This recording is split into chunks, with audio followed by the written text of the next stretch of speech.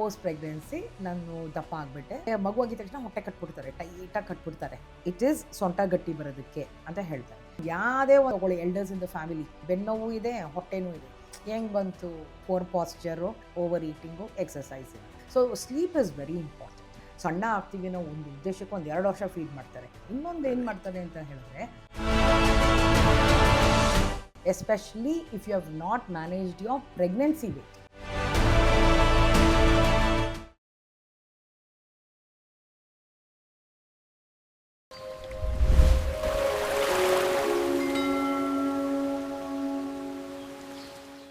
ನಮಸ್ಕಾರ, welcome to wellness with Vanita Ashok. ನಾನು ಬಡಕಿಲಾ ಪ್ರದೀಪ್. ನಮ್ಮ ಜೊತೆ ವನಿತಾ ಅಶೋಕ್ ಅವರಿದ್ದಾರೆ. ವೆಲ್ಕಮ್, ತುಂಬ ಖುಷಿ ಆಗ್ತದೆ.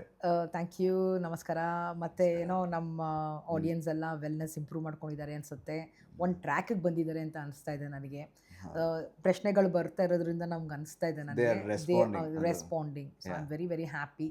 ಗೆಟ್ ಫಿಟ್ ಇಂಡಿಯಾ ನನ್ನ ಮಿಷನ್ನು.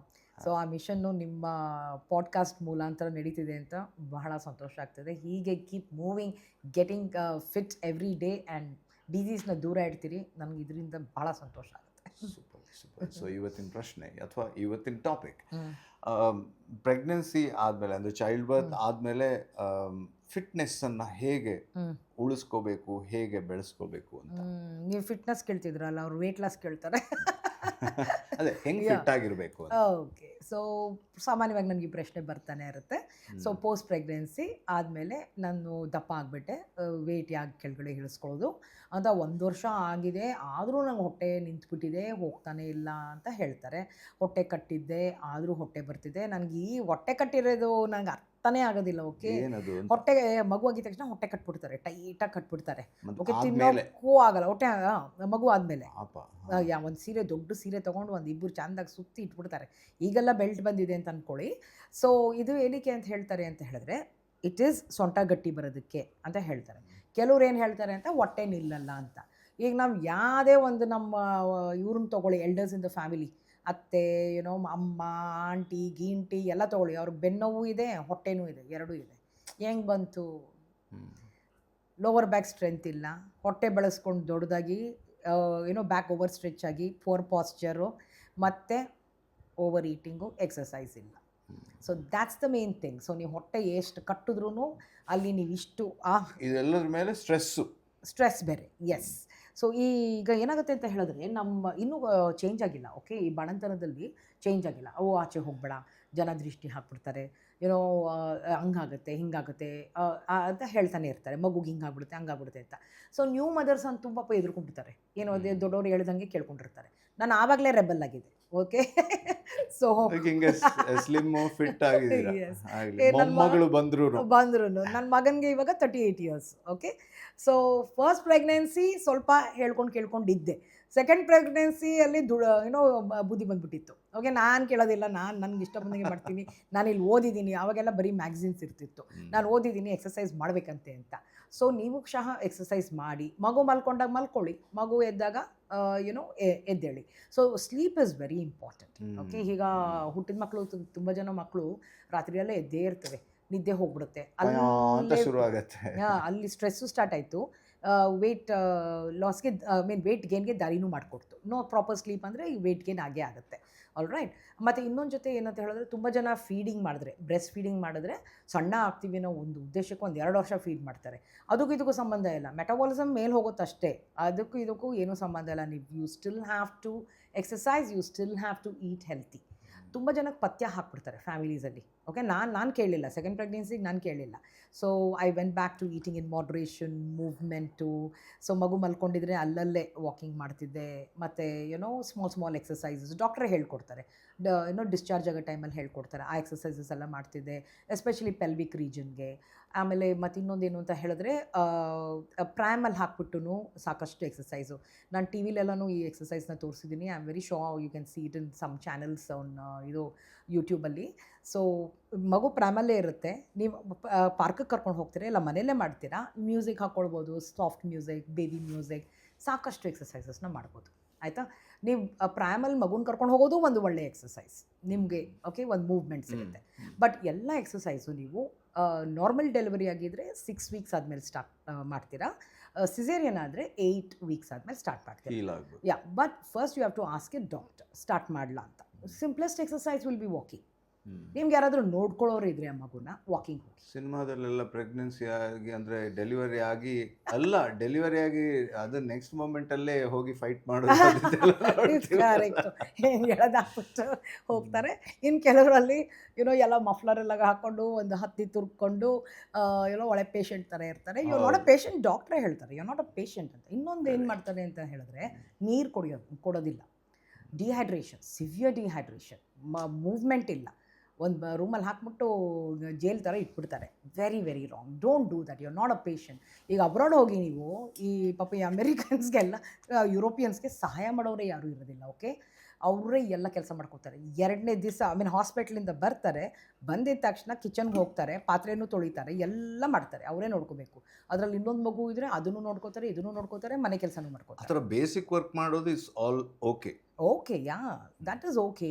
ಸೊ ಪೇಷಂಟ್ ಥರ ಟ್ರೀಟ್ ಮಾಡ್ಕೋಬೇಡಿ. ಆಗ the bigger the target, the more the hard work. Okay, ಹೊಟ್ಟೆ 1 ಇಯರ್ ಆಗುತ್ತೆ, ಬಾಡಿ ಸೆಟ್ಲ್ ಆಗೋದಕ್ಕೆ 1 ಇಯರ್ ಆಗುತ್ತೆ. Especially if you have not managed your pregnancy weight. So during pregnancy doctor ಪ್ರಕಾರ 13 kgs, 12 to 13 kgs extra ಆಗಬೇಕು, including the baby, the body fluids and all those things. Okay, so ಅದಕ್ಕಿಂತ ಹೆಚ್ಚು 22, 24. Actually ನನಗೆ ಹಂಗಾಗಿತ್ತು ಗೊತ್ತಾ, first pregnancy ನಾನು ಹೇಳಿದ್ನಲ್ಲ, ದೊಡ್ಡವ್ರು ಏನೇನು ಹೇಳಿದ್ರೆ, I myself was very Young, ಆವಾಗ 20 ವರ್ಷ ನನಗೆ. ಓಕೆ, ಅವ್ರವ್ರು ಏನೇನು ಹೇಳ್ತಾರೆ ಎಲ್ಲ ಕೇಳಿಕೊಂಡು, ಮಗು ಅಲ್ವಾ ನಮ್ಮದು, ಮಗುಸ್ health is very important. So I was doing that. So 22 kgs I was fat ಆಗಿದ್ದೆ. ಓಕೆ, ಇಮ್ಯಾಜಿನೇ ಮಾಡೋಕ್ಕಾಗಲ್ಲ. ಕರೆಕ್ಟ್. ಸೊ ಮೂವ್ಮೆಂಟ್ ಇಲ್ಲ, ಏನೂ ಇಲ್ಲ, ಎಲ್ಲ ಕಡಿಮೆ. So it took me a while to lose that weight. So second ಪ್ರೆಗ್ನೆನ್ಸಿಲಿ ಆ ಥರ ಎಲ್ಲ ಮಾಡೋಕ್ಕೆ ಹೋಗಲಿಲ್ಲ. I handled it very well during the pregnancy. ತಿನ್ನಬೇಡ ಅಂತ ಹೇಳ್ತಿಲ್ಲ ನಾನು. 500 calories ಮೋರ್ ಬೇಕಾಗುತ್ತೆ for the baby's development and the body needs and expenditure. 2 ಜೀವಗಳು ಇರ್ತವೆ. Yes, but don't eat for 2. 500 calories ಬೇಕು for supporting the activity that is happening inside. All right, but ಅದು healthy calories ಆಗಿರಬೇಕು, unhealthy calories ಆಗಿರಬಾರ್ದು. Okay, you can ಈಗ filling ಆಗಿರೋಕ್ಕೆ ಒಂದು fruits, vegetables, ಆ ಥರ ಮೌತ್ ಫುಲ್ಲಾಗಿರುತ್ತೆ, ಸ್ಯಾಲೆಡ್ಸು, ಆ ಥರ ತಿನ್ನಿ. ಓಕೆ, ನನಗೆ ಬೈಕೆಗಳು ಬರುತ್ತೆ, ತುಂಬ ಬೈಕೆಗಳು ಬರುತ್ತೆ. ಸೊ ಅನ್ಹೆಲ್ತಿ ಫುಡ್ ಆಗಿದ್ದರೆ ಕಡಿಮೆ ತಿನ್ನಿ. ಓಕೆ, ಹೆಲ್ತಿ ಫುಡ್ ಜಾಸ್ತಿ ತಿನ್ನೋಕ್ಕೆ ಮಾಡಿ, ಫೋಕಸ್ ಮಾಡಿ, because we are ultimately looking at a healthy ನಿಧಾನಕ್ಕೆ ತಿನ್ನಿ ಅಂತ ನೀವು ಹೇಳ್ತಿದ್ರೆ. ನಿಧಾನಕ್ಕೆ, S, chew your food, eat from small plates. And post pregnancy it's very easy to bounce back.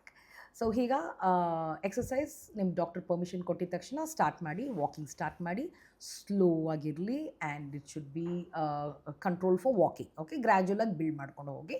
Then comes strength training, and especially mid ಸೆಕ್ಷನ್ಗೆ strong ಆಗೋದಕ್ಕೆ, ಗಟ್ಟಿ ಬರೋದಕ್ಕೆ, ಬೆನ್ನು ನೋವು ಪ್ರಿವೆಂಟ್ ಮಾಡೋದಕ್ಕೆ, because your stomach was stretch, was growing ಅಲ್ಲ, so back ತುಂಬ strain ತೊಗೊಂಡಿರುತ್ತೆ.